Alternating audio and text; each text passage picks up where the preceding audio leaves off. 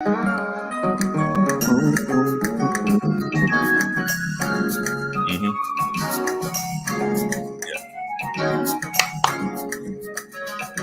All right.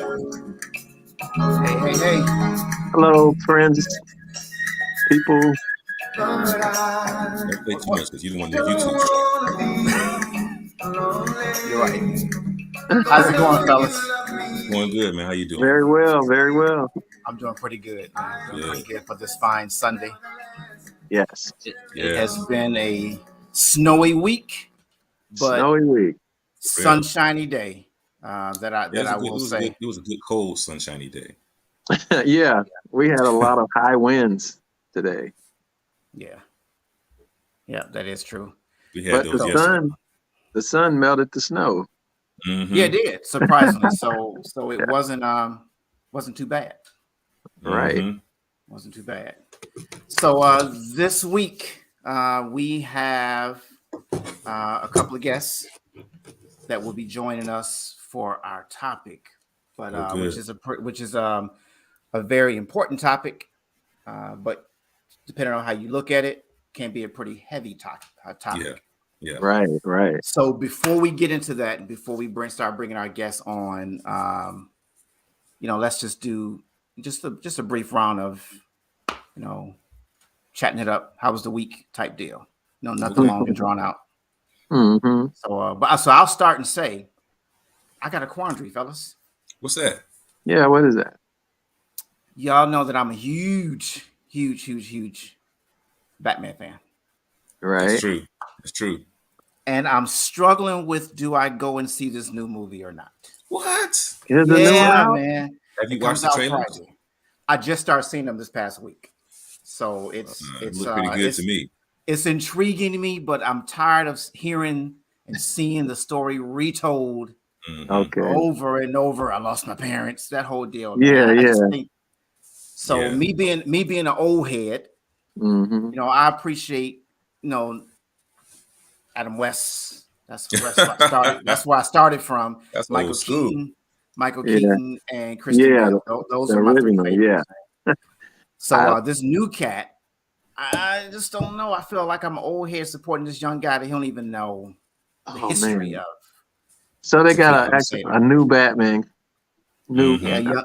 That played the Dracula on what's those vampire movies from back in the day that everybody was going crazy over? Twilight, right. Oh, okay. Remember that dude that played the lead in Twilight?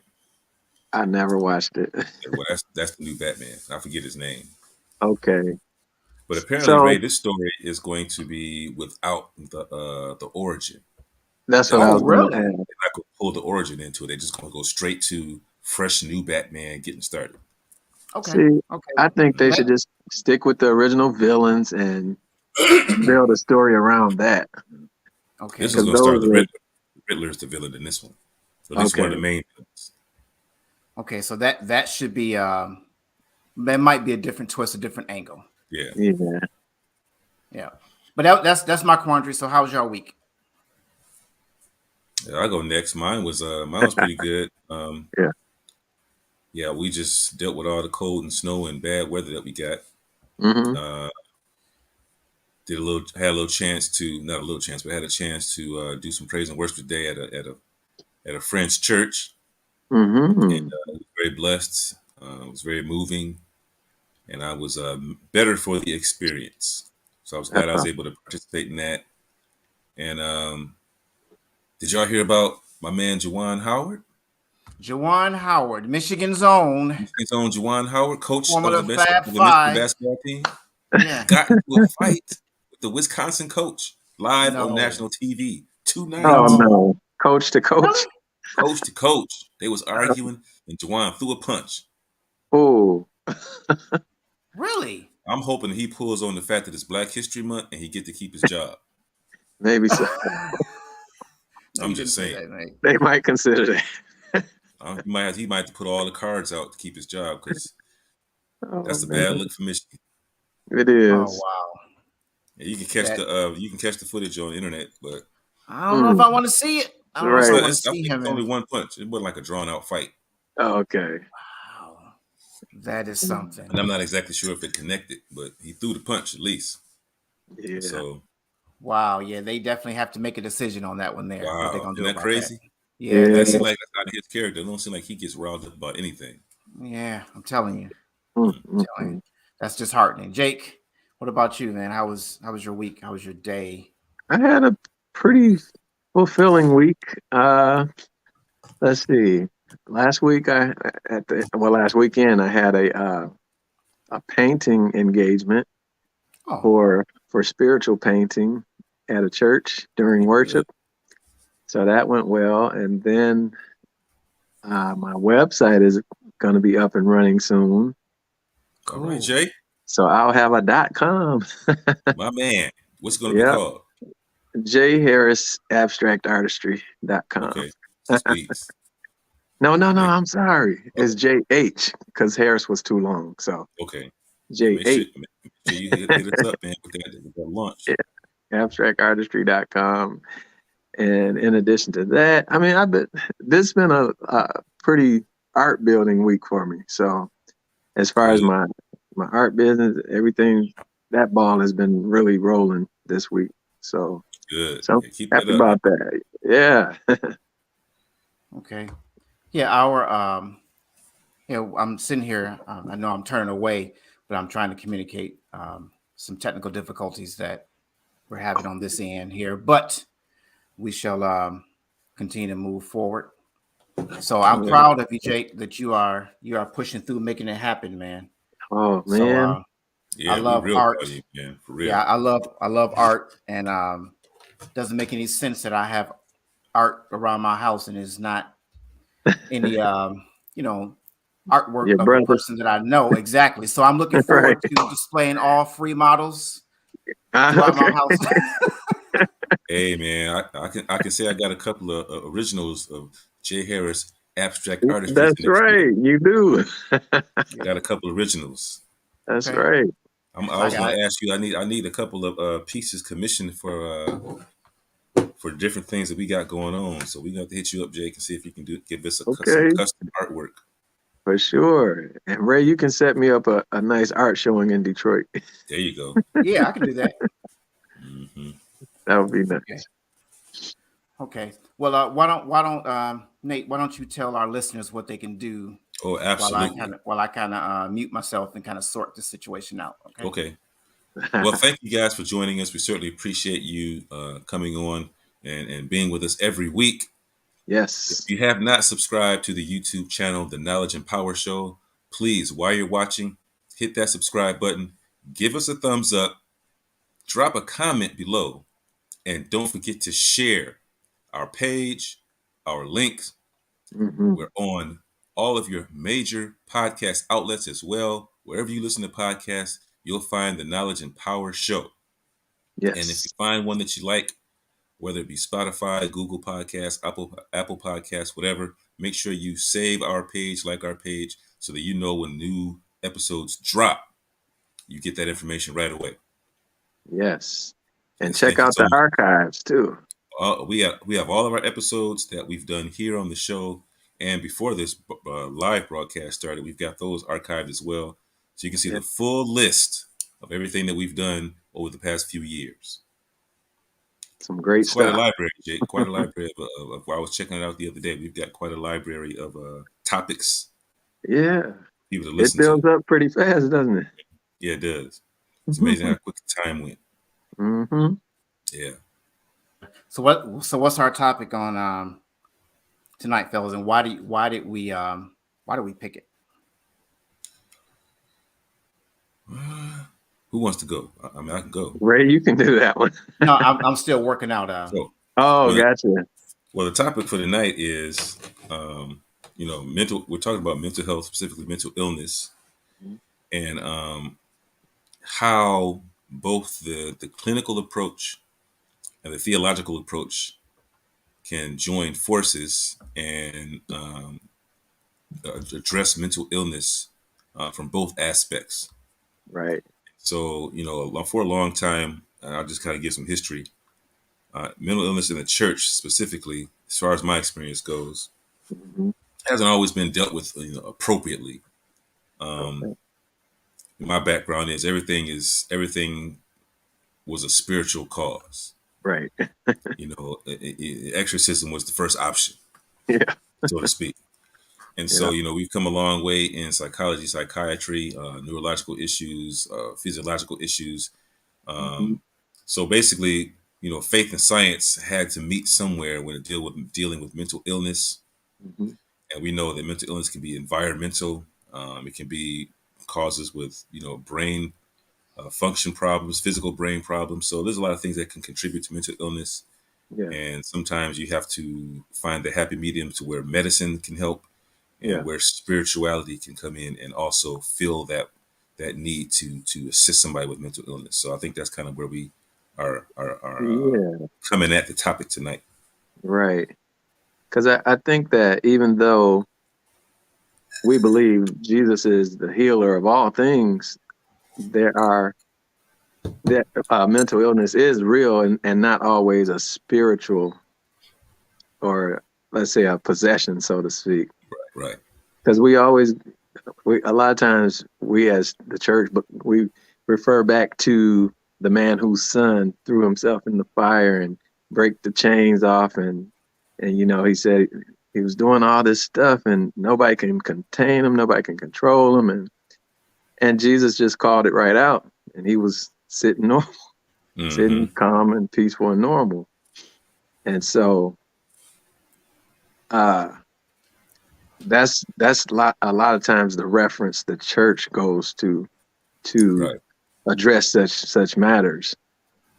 But clinically, you got people who this thing comes about later on in life. And now we have, psychologists in schools and stuff that diagnose these things in childhood. So there's been times where I personally have seen spirits called out of people, and when they and during them being called out during something like an exorcism, they manifest. But then there are other times where they don't, and it's something different. Right. So I think we have to be careful to know the difference and not be so super spiritual that we take things out of a realistic context. Oh, come on, Jake. That's nice. I like how you said that. Yeah, it has to be a good song and dance between spiritual and and the clinical side too. Because they need to know how to go and work in tandem together. So together, without further delay, we have both of our guests. Oh, good. Here now, good. Yep. So we definitely want to make sure that we give them ample time to just kind of educate us, because there's a lot that I know personally I don't understand. And because we don't understand something doesn't mean that we need to dismiss it away as if it doesn't exist, as if it's not happening. So with that being said, I'm going to bring up first Dr. Dionne Hill. She is analytical healthcare leader with 17 years of rapidly progressive experience at one company, influencing positive change through the organization of clinical process, programs, and healthcare delivery systems. And she has just a litany of just accolades in the sense of, she has a doctoral degree in counseling education, master's of education in community counseling, a bachelor's of applied science in journalism and public relations, licensed professional counselor, a litany of awards that would just take up a lot of time if I were to go through all of them. So many memberships that she's a part of, but I really do thank her for being a part of our podcast. So at this time now, I'm going to bring to the screen and ask our listening audience of the Knowledge and Power podcast to welcome Dr. Hill. Hey, you're welcome. Welcome. Welcome. Thank you so much for joining us. Oh my, I love that intro. I appreciate you. Truly. You said it would take way too much time for us if we went through everything. So please go. But as I was reading your information, it was just, I was just going on and on and on. I was like, wow, you have literally just done so much. Mm-hmm. I've been busy. I think the field of mental health was dropped in my lap. Let's say that. And for 17 years, I've been rolling with the punches on that. And I've enjoyed the ride. I truly have. So being able to see some successes that come out of working with those with mental health issues has been a gratifying experience for me. It really has. That's awesome. Yeah. Amazing. I'm a graduate of Central Michigan. Of my Central Michigan folks on here.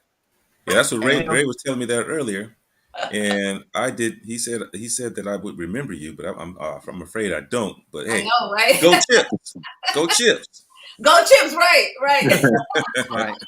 Central Michigan, 1993. I graduated in '93, so okay. I'm excited to be in the presence of other Chippewas. We always love our chips. That's what's up. Thank you again. I appreciate you, gentlemen. Well, thank you for coming on. We appreciate it. So we want to make sure we give you the time that you need. We do have a few questions that we're going to throw out at you, and if there's anything that we've missed, please just chime in and let us know, because like I said, the title was mental health, what we should know / understand. So can you help us understand or wrap our heads around what how can we define mental health? I think when you look at the term mental health, it goes into our emotional well-being, our mental well-being, our physical well-being. It ties into all of that. Now, when you look at the term mental illness, then now all of a sudden you go into a diagnosis where one is impacted, their mood and their behaviors and their thinking is impacted to the point where it references a mental diagnosis. Okay. Gotcha. That's good to know. I didn't know that. So, okay, one kind of precedes the other. Yeah, you can look at it that way. I think mental health is where we all want a strong mental health. We all want positive mental health. So to feel good about your mood or to feel good about your well-being, that's what we all aim for. So when something goes awry, now all of a sudden it goes into more of a categorical portion of our diagnosis, where now all of a sudden you get a different diagnosis that can help you manage what that mental illness looks like. Wow. Okay. How can we help or support someone we know who is suffering? How can we identify it? Yeah, and let me say for the record, I think that when it comes down to a mental illness, it can be it can be helped. It can be dealt with either medication, or it can be dealt with medication and therapy. So you could go either way. It doesn't necessarily mean that you have to go medication only. You might be able to deal with some of those issues with the help of therapy. Finding a therapist is definitely something that could help, depending on the illness itself. Now, in terms of what do we look for? How do we help? I would say pay attention to anything and everything. And what I mean by that is, we're living in a day and time right now where everything's got to be looked at. So in the past, we might have dismissed certain things. There is no room for dismissal of anything at this time. Right. You just don't know what someone is going through and how they're impacted. Right. So I'll use an example. I think that, for me in the field, I do what I call err on the side of caution. So even though that person might normally be happy-go-lucky and, I'm used to seeing them that way, but if I see something that's a little off or their behavior is different, I'm not going to dismiss it as, just having a bad day. I'll give them some time. No, you step in and you ask the question, hey, how you doing? It seems like there might be something going on. You okay? So err on the side of caution, because you never know how one is impacted. That would be my number one observation as it pertains to how we used to deal with things and what we need to pay attention to now. Now, I'm going to ask this question, or say this, make the statement that if someone is looking and they see different signs of characteristics being different, and they assume just by asking, hey, how's it going? You look a little different. There seems to be like a sense of shame that comes with mental health, mental illness, where a person may want to keep that concealed because they don't want to embarrass the family. They don't want to embarrass the friendship circle, lose a job or something like that. What would you say? How do we err on the side of caution? Yeah, you're still looking at reaching out though. You're still going to need to reach out, because sometimes people just need to hear from or see that someone is paying attention and that someone saw something different. So, I get what you're saying. Sometimes the response that person could have could be, oh, no, I'm fine. Okay, no problem. Right. And you'll never know. You still will never know whether or not there's anything going on. But again, you don't want to turn a blind eye in terms of something. Something that could be there. So, you open up the door, you do it in a non-judgmental way. You let them know that, okay, well, if you ever want to talk, let's go ahead and, give me a call. Feel free. You open that door where that person sees that it's okay. It's okay to pick up the phone and call me.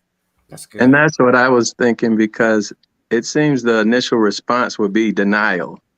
And then you, but is there a way you can express to them that, I'm not judging you or I'm not diagnosing you, but something is different about you?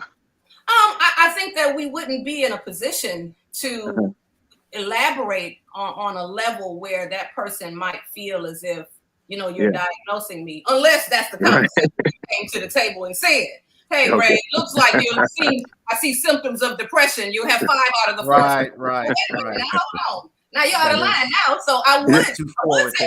That's too forward. Yeah.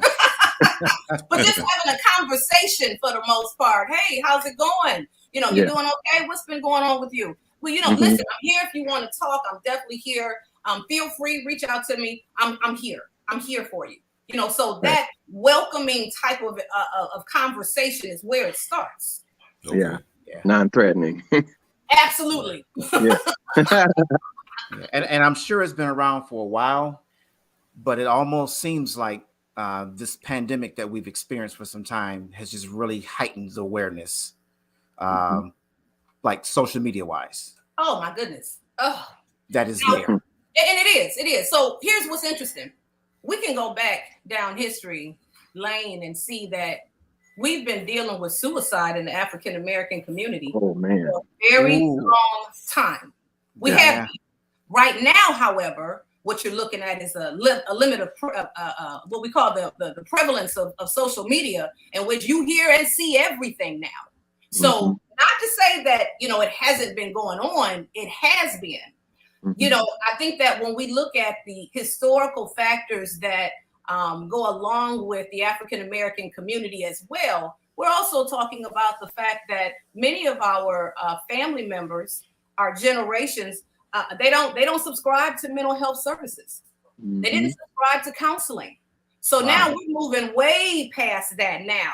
Now I can bet you $10 that many folks are open to it. You can talk to many people who are open to it. You still got a couple, don't get me wrong. You still got a couple in which you're pulling teeth. But for the most part, it is not as taboo as it used to. We're moving in that direction where we're having conversations. Now, I will say that when you look at the fact that the number of cases of African American males and females who are hitting the limelight in terms of death and suicide, it tells me that we need to talk about this topic intensely. So kudos, Ray. Kudos, Nathan. when we talk about bringing this whole concept to the platform, if you have the platform to do it, this is where it needs to be said, because we need to talk about it a whole lot more going into the community. You know, if we have a radio show, if we're doing presentations, because that's how we're reaching folks. That's how we're doing it. Yeah, I agree. And I think that's a perfect segue to ask the question, because you talked about, well, I'll just ask the question, is it safe to assume that all mental illness ends in injury or death to the person? No, not at all. Not at all. Now, my 17 years of being a clinic manager, I've had my share of suicide. Let me say that for the record. And even though I might not know these individuals personally, because my clinic hosts services for over 3,000 clients in the Houston area. And when I get the word that someone committed suicide, again, I don't know them personally, but it's deep to my heart. Because at that point, I need to know, okay, what is it that we can do differently? So when you look at our ability to reach out and work with our clients a little bit more, you definitely want to do that. And I've seen the success stories of that. I post those success stories on my wall in my lobby. There are many who have overcome diagnosis of depression and bipolar and use of substance abuse and suicide, in which now they got a story to tell. Yeah. It's that story that we need to hear more from. Those are the folks that we need to hear. So as a clinic manager, for me, I highlight the fact that many of those who are dealing with a mental illness sometimes need to have it normalized that this is not just about me. I'm not the only one going through this. So having someone else to talk to is helpful. Seeing another face that looks like me is helpful. Those kinds of interventions will help folks to see that, you know what, you can get through this. You can. It is not always geared towards death. It does not always end in injury. Absolutely not. Okay, that's good to know. That's really good to know. Yeah. I always hear people that surround a person who has committed suicide. Now, a lot of times it's a shock to everyone, and you have no clue as to why. But in some cases, I've seen where people have said it was a train wreck coming and I couldn't stop it, or I saw it coming and no one could stop it. What can you do in that kind of situation? Yeah. I've heard those statements in which you might have someone who has had several attempts. Yeah. Because if an individual has had several attempts, that's for me as a professional, for me as a loved one, to know that person has made several attempts.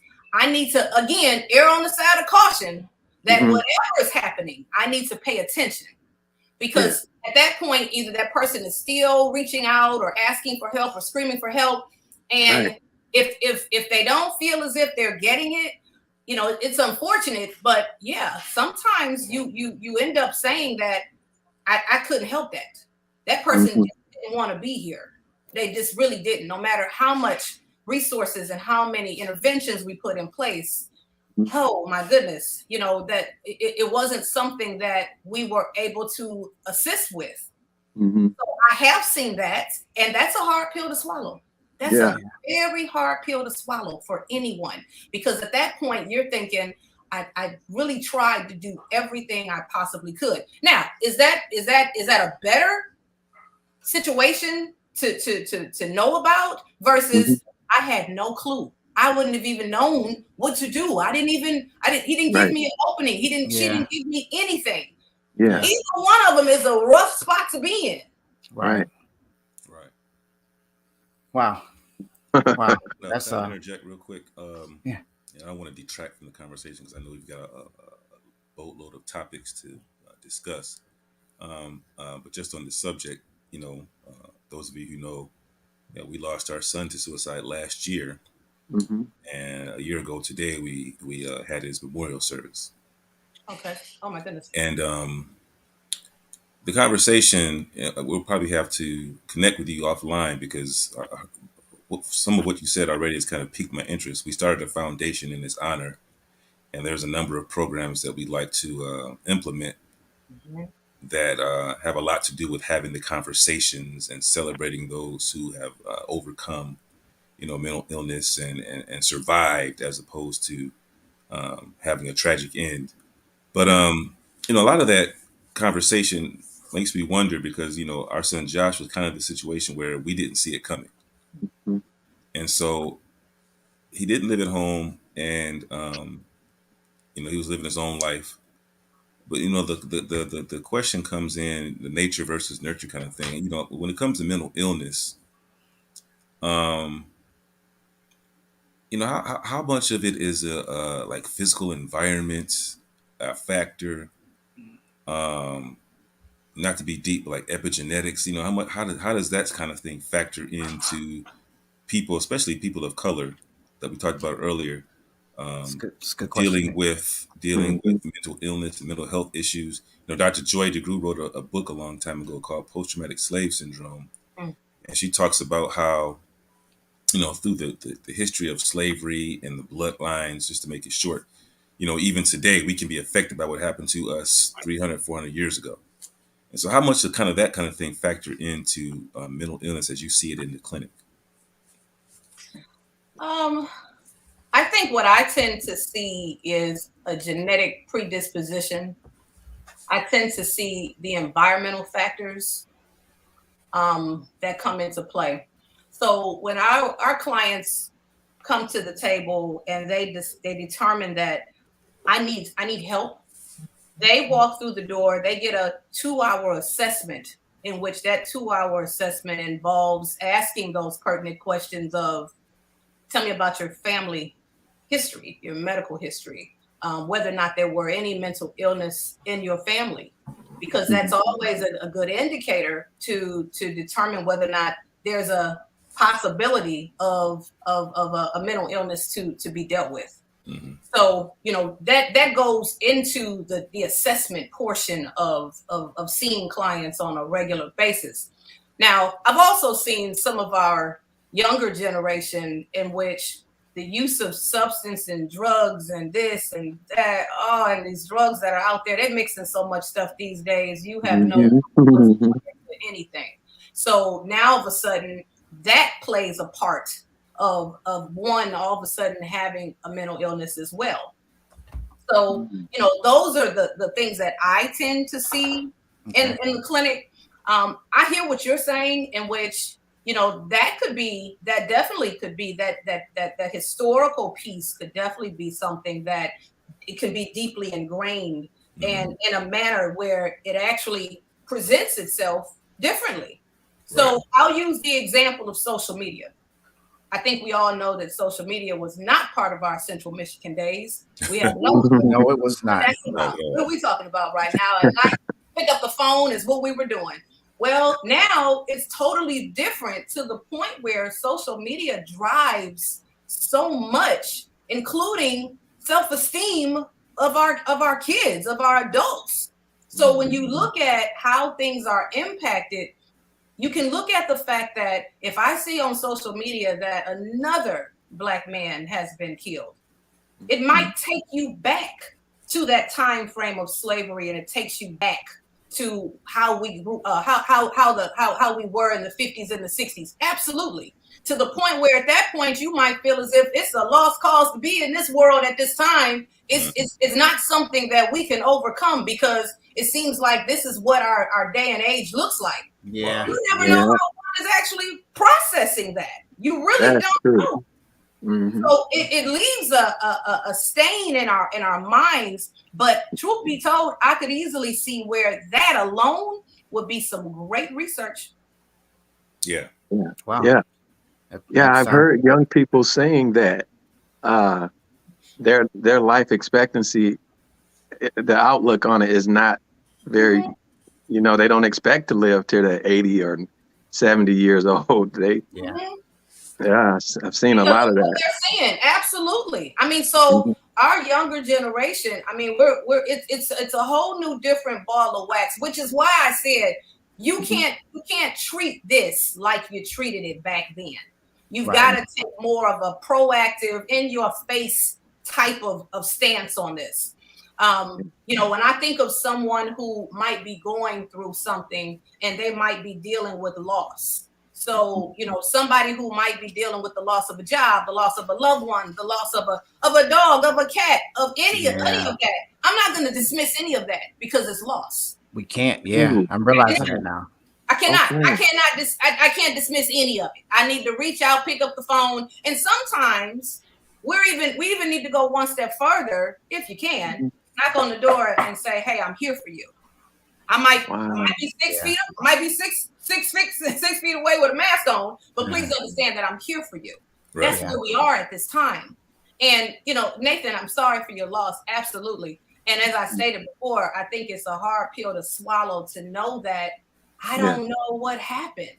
I couldn't even tell you. It just kind of blindsided us. We didn't know what was going on. Absolutely. Absolutely. A lot of families have felt that way. Mm-hmm. I attended my very first International Survivors of Suicide Loss Day this past November. And that's a major organization that's out there that really does highlight the survivors of loss. So the parents, the loved ones, the friends, and they're offering that support.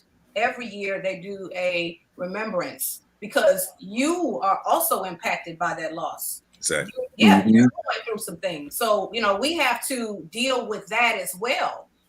So it's those kinds of platforms that really do offer the support that our families and our friends need. I had a good friend who left a letter when he committed suicide, and the letter included me. Now, you can imagine how I felt with that, because, again, I didn't see that coming. Wow. I didn't see that coming. Yeah. And, for him just to be able to say, hey, I just want you to know you really made an impact on me. I think that you're going to be a rock star. Keep doing the work that you're doing. And you're like, wow. Oh, okay. That is something. Yeah. But that it's like, wow, what could I have done? Oh my God. That's all I went into my head, over and over and over. And I had moved away from Ohio at that time. So I get it. But now, and for me at that point, I said, I'm always going to be proactive and ask the question, how are you? That's good. That's good. We said earlier in the show that it was important that the clinical side and the spiritual side work in tandem together. So, Dr. Hill, if you can hang out with us for a little while more, is that okay? Absolutely. Okay. Awesome. Nate, if you can introduce our next guest that we have coming up. Well, our next guest is officially known as Apostle Harvey Hester. 30 plus years in pastoral ministry. He is the pastor and founder of Family Worship Center here in Lansing, Michigan, as well as Grand Rapids, Michigan. Also founded 7 other churches in the last, like I said, 3 decades. Know him as a personal friend. Glad to have him on the show to offer his expertise. He has a unique insight as a pastor into how the church deals with mental health issues, mental illness, kind of maybe outside the box of what we normally would think of in a church setting. So I'm glad to have him here. Please welcome Apostle Harvey Hester. Hey, welcome, Pastor Hester. Welcome. Hey, Pastor Hester. Hey, thank you. Thank you. Pastor Hester, I don't know if you heard the conversation that we were having while you were backstage waiting. Yes, I did. Is there anything that jumped out that you want to just kind of, I want to chime in on that right there? I want to touch on that point right there. Just amazingly delighted that we have someone of Dr. Hill's ability, expertise, training, her sensitivity, and also just I'm learning, I'm listening to what she was saying, and we have to have people that spend the time to educate themselves and become experts in this particular area. And this is just a great resource. So I'm happy to be a part of this discussion. Awesome. Yeah. Well, I would say the church does play a part in this discussion. And for the most part, all of us on this podcast are confessed believers, but we'd be remiss if we didn't realize that everybody in our listening audience, that might not be their track.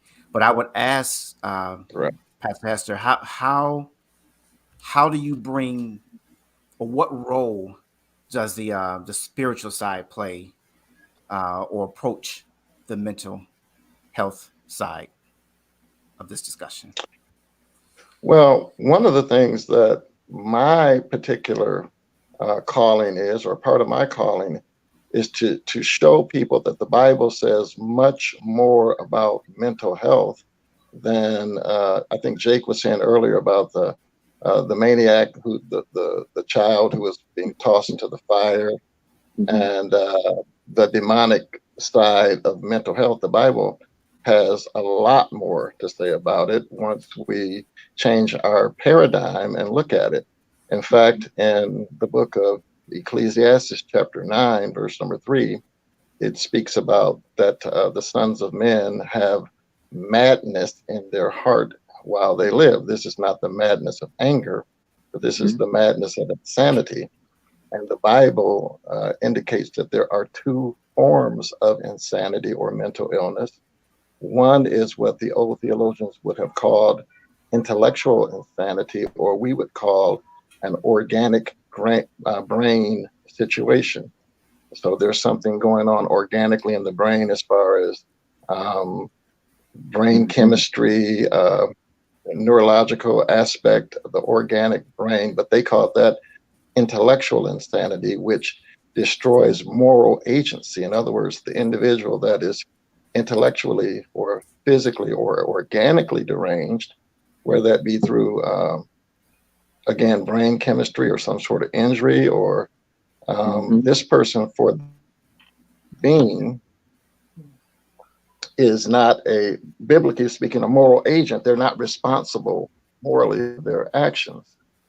Then secondly, the Bible has what it calls madness of the heart. And this would be will madness, where the individual maintains their intellectual capacity, but they make decisions that a person that's intellectually deranged would make, which would be primarily two decisions where they're not really connected to the reality of the situation. They intentionally put themselves in these situations. As a person that I think Dr. Hill was talking about how drugs play a part in this situation, and a person that habitually makes certain decisions puts themselves in a situation where, well, the big book of Alcoholics Anonymous says that they warp their minds into an obsession for alcohol. They warp their minds into it. So even though they may have, I think Doctor talked about a genetic predisposition for something, and then when you speak about what we would say genetic predisposition, the Bible would talk about generational curses. And so as you pull those things apart, that when they, and Dr. Hill can correct me, I'm glad she stayed, when they say a genetic or DNA predisposition, they're not talking about that they looked at your blood and your DNA and they saw something. They're surveying you as to the different things that may have taken place in your family, because it has been found that, as she said, if family members have these things, then the person would have it. So the Bible wouldn't refer to that as a genetic situation. It would refer to it as a generational curse. And I think both perspectives are necessary.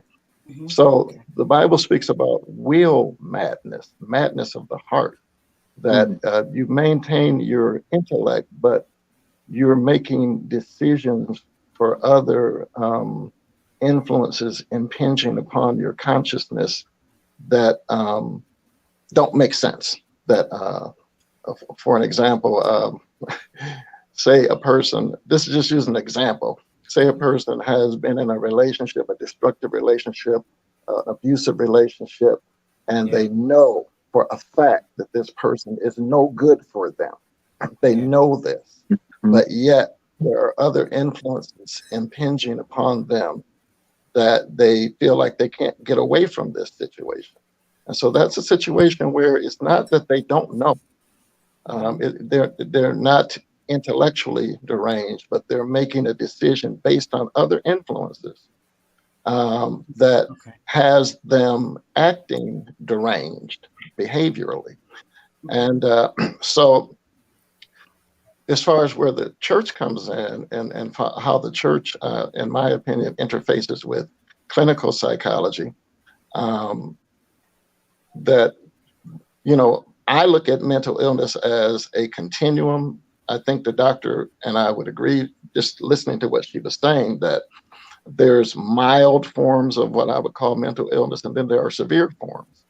And Jake was saying earlier that sometimes if a person comes into a church setting and they're out of control, and sometimes you can pray for people like that, and they can get a hold of themselves. And when you can't as a church, then you have to get a hold of the authorities, and they have to get some help medically.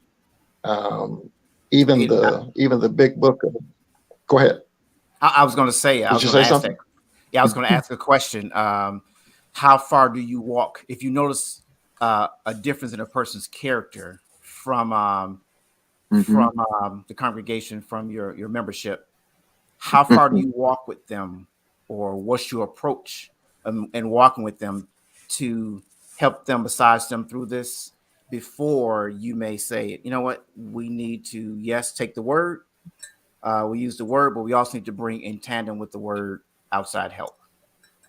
So how far do you walk with them? How long do you walk with them? Go ahead, Pastor. I would take it even further.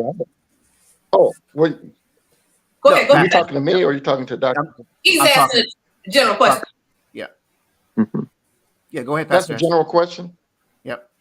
Oh, I would look at it totally differently. I would look at what I would call my normal members, that we wouldn't say, as she has, that as the doctor talked about, they have a diagnosis. They don't have a diagnosis, which that comes from the statistical manual of diagnostics, which there's like maybe how many different hundreds of diagnoses are they, which are the things that people put together. So they don't have a diagnosis. They would be what psychology would consider normal, that they at times may need some medical help getting through a period, getting through a situation. When you talk about some of the medications that are available now, as far as to help bring the mood up, or to manage moods, to manage periods of time and this sort of thing, I would look at it like we have Tylenol in the medical cabinet. We have Pepto-Bismol for stomach ailments, that I tell all of my members, you should have something in your cabinet. If you're in a low period, talk to your physician. Make sure that your mental health and your mood management is, if you're going through a low period, you have something that you can do about it from a clinical perspective. I think, and I'll go with that example of the distressed the youngster who was going through an abusive relationship. I think I had a conversation with someone in which they asked the question, what's the difference between mental distress and mental illness? I think that anybody and everybody can go through mental distress. And that could look like being in a relationship with someone that's abusive. So I'm stressed about it. I'm physically harmed. I'm scared. All of those things go into distress for me. Does that mean I have a diagnosis? That does not mean that. It means I'm in a situation in which I'm having problems with. So if I change that to see that perhaps that same person might be in the same situation, however, their symptoms, their behaviors may look a little different, where maybe they're talking to themselves excessively, or maybe they're hitting at the air. Those are things in which it's telling me that there's something else going on. to the point where I may have to refer for any type of additional psychiatric services. So I really would have to kind of pay attention to the symptoms and what's being presented to determine whether or not I need to ask for that additional help from psychiatric services. Okay. Wow. That's good. I have a question in that regard. Mm-hmm. A lot of times we see people, not just in church, but just in life, under mental duress, emotional duress, mental distress that we just talked about. And something happens, something triggers, and what we call they snap. And all of a sudden, it's obvious there's some mental illness going on. This is just a general question. How do we approach dealing with somebody who's been at one spectrum, maybe dealing with, stress in life, and the next thing you know, Mm-hmm. there's a breakdown. They might start talking to themselves. They might start, exhibiting very strange behavior because of something in that situation caused a break. Yeah. How do we approach dealing with somebody who's had that break, both clinically and theologically?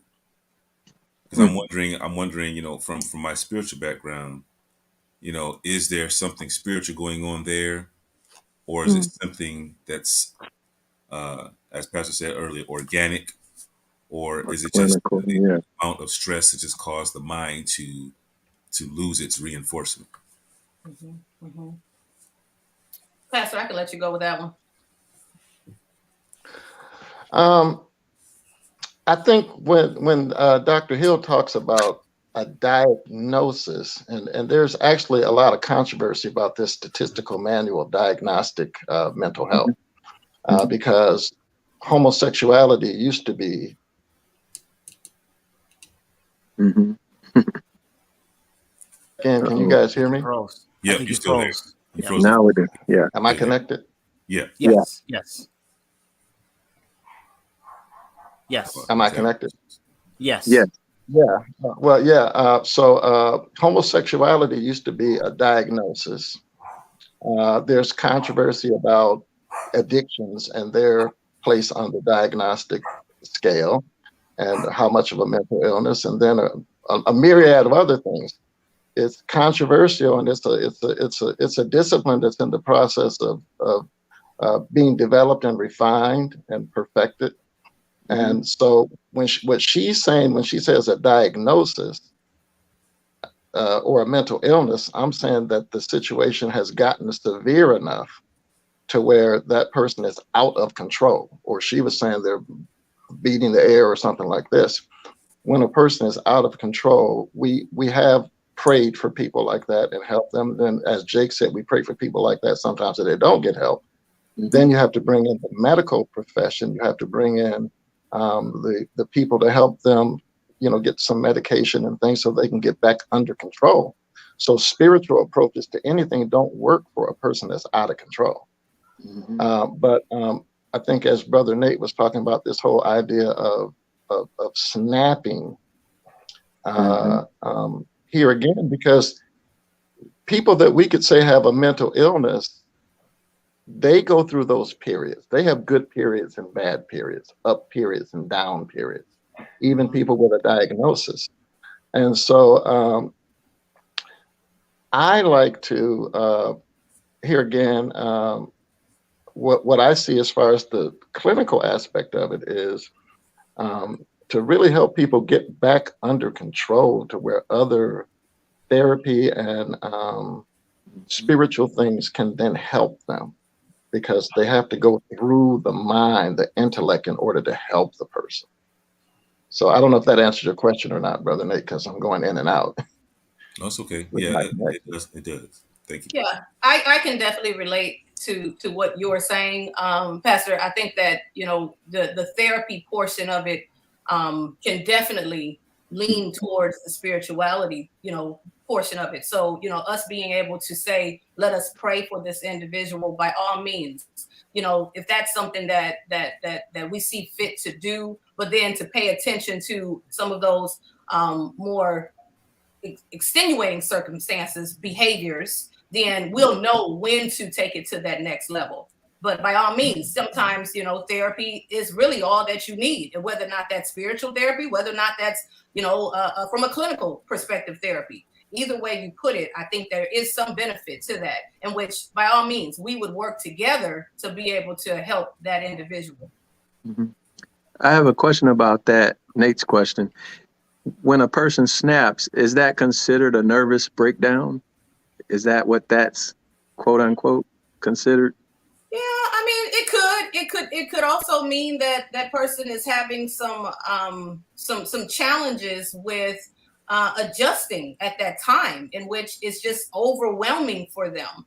So the term that we use, snapped, by all means, or in other words, go postal. All those things can go into play where somebody is just having a problem with adjusting to the realities of what's going on.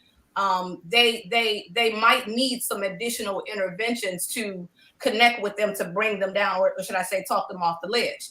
I know from a crisis standpoint, what we try to do, because I could work with someone, and I've seen it now, where when it comes to a client being in the clinic, when they become so frustrated that they're screaming to the top of their lungs, they're cussing the doctor out, they're cussing everybody out that walks past, we have to meet them where they are in terms of, let me help you. I'm giving myself distance as I engage in conversation by saying, hey, Jake, you seem frustrated. You seem as if you're really upset. How can I help you? How can I help you today? So you're engaging in a conversation where you're attempting to try to connect with them, where you actually can talk them off the ledge. Now, when they become, aggressive and maybe become violent, now you know that you need to take it to the next level in terms of psychiatric care and maybe calling the police. So you do engage at that basic level. And then once you make that decision that, okay, that didn't work, now you need to take it to the next. You got to up it up a little bit. Gotcha. That's good. Well, listen, we are up on the hour. Wow. Oh, man. Yeah, I know. Listen, there's so much to unpack with this conversation. I realize that, and I just hope that there were some good takeaways. But I will ask both our guests, give us one thing that you would want us to take away from sharing about this topic here. But while you're thinking, I want to throw this out there too. Pastor, you gave a scripture about Ecclesiastes. Someone would like to know what scriptures, what chapter did you give? You gave an example. Ecclesiastes chapter 9, verse number 3. Okay. And there's many scriptures that speak of mental health. When the Bible talks about that our bodies are the temple of the Holy Spirit, then the temple it's the brain. So it talks about the personality, our own personalities, our consciousness being in the temple, and that God dwells in the temple.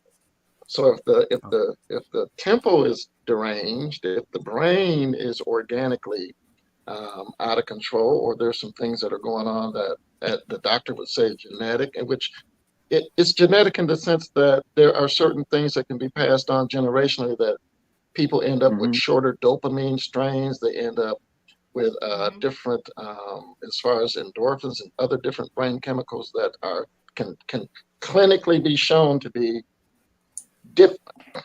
That in that sense, but in Isaiah chapter 1 verse 5, it talks about the whole head being sick, and so there's different characters in the Bible that you can see that would qualify for certain diagnoses. And so my take is that the Bible says way more than this whole idea of the demonic about mental health.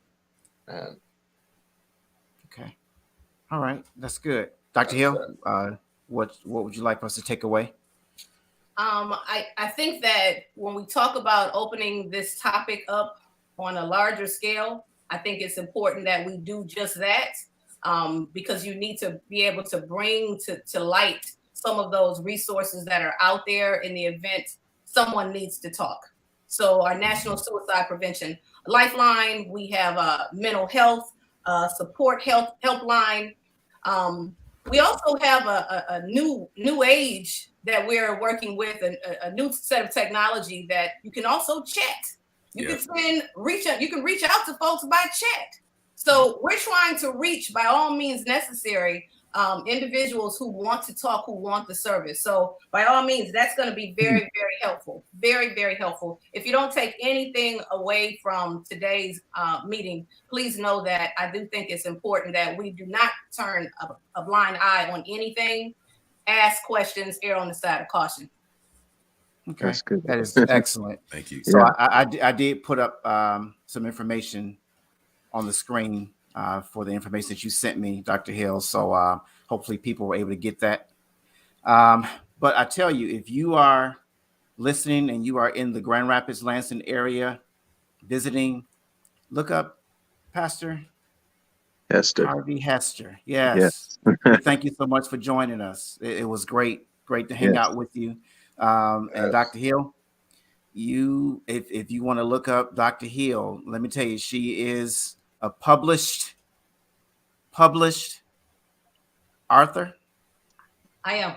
Yep. I saw that as part of your bio as well. So there's so much that if you want to learn more about these individuals, look them up, Google them, and Google me, okay? Google them. Recognize. Recognize. They're both doing a great service, great work. So we will close out by us being such a much needed topic. We got a wisdom nugget. We're gonna keep it on the light note tonight. Nate, do you have one? If not, go for it, Ray. Go for it. Ray. I know you got one. I always have one on standby. I know you have a nugget. Give us the nugget. Right. Okay. Well, the nugget I will give for our closeout for the day is situations in life can sometimes seem like it's the darkest night just before the break of day. But if we surround ourselves with community, with friends, with people that we love, you will realize if you hang in there, that joy does come in the morning time. Awesome. A good one. Love it. Yes. Love it. That's awesome. So, and true. Wise, my brother. That was truly wise. I feel wiser. Yep. I feel wiser. Thank you. Okay. Well, thank you to our guests, Bruz. Thank you so much. Always a privilege hanging out with y'all, chatting it up on a Sunday evening. Everybody be blessed. Have a great week. Next week, we will attack the subject matter of forgiveness. Forgiveness. And we will have a guest with us on next week as well. Awesome. Thank you all so much for joining. Yes, appreciate it. We'll have to get your information so that we can share with our audience on how to reach you, how to get in touch with you. If I can beg for just another minute. Do you all have any contact information you want to share with us just real briefly so people can get in touch with you? You want me to put it in the chat? Yeah, if you could. Good idea, yeah. We can share it. That'd be awesome. Yeah. Because, Nate's the tech guy, so you can put it in all the other social media platforms that we're on as well, correct? Right. Okay. Did you have anything you wanted to share, Pastor Harvey, in terms of contact information? Would you like to? Yeah, you can Google me, and my books are sold on Amazon.com and Barnes and Noble. So you can just plug my name in there, and shit come up. Definitely, you get a whole lot of hits on Harvey Hester. Yes, sure will. Thank you, sir. Yes. Okay. All right then. Everybody have a great, blessed week. Yes. You too, man. Everybody, we appreciate your time and efforts, and everybody have a phenomenal week. Thank you. Okay. Thank you. Yeah. Thank Be you. blessed. Be blessed, everybody. Be blessed. Bye.